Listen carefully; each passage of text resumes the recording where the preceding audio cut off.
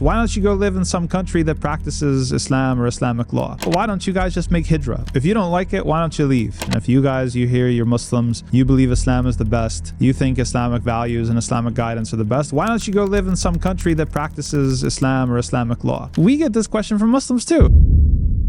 Everybody always asks, why don't you go to the Emirates or to Qatar or to any of these other countries that seem to be practicing Islam? And that really misses the whole point. The whole hijrah conversation, I mean, I'm a convert. Like, I'm from this country. My family has been in the United States since 1905. I have a certain duty to this place when it comes to wanting what's best for it. And certainly the Prophet ﷺ, he lived this example, which is part of the sunnah of Allah subhanahu wa ta'ala, that he sends people as messengers to their own group, to their own nation, right? He doesn't outsource the job. So if you understand that one of the most important things is to have a dawah mentality, that you're not just an individual just trying to live a comfortable life, that you're supposed to raise the bar, you're supposed to carry Allah's message forth wherever you go, then what better place to do that than in places where Islam is hardly known or poorly known or misunderstood or misrepresented? And especially if you're from that place, then you actually have a duty to carry forth the dawah in that place. Now, if you can't practice your Islam and you're going to be thrown into jail just for the shahada and praying and trying to go to the mosque, but that's not the situation of most people. Most people, especially in the United States, most people across the world, you're allowed to practice your faith. You're allowed to do the basics, establish the 5 pillars. And so, yes, there are challenges, especially if you're raising children here. There's acculturation and there's different forces of assimilation that you have to plan for. However, you have a certain responsibility to carry dawah forth. And the other thing is that Muslims need to be real. The places that you have imagined in your head from YouTube as being this great hijrah place is not really all it's cracked up to be most of the time. You likely have a romanticized image in your head that the grass is always greener on the other side. And so if anybody is seriously like, listen, I can't take it anymore, or I'm worried about my children and I want to move, then rather than talk about vagaries and talk about ambiguity and talk about things on such a high level that they're not even comparable, you really have to talk about specifics, like this specific town over here and this block that I live on and this community I live on over here versus this community in this town and this country over here.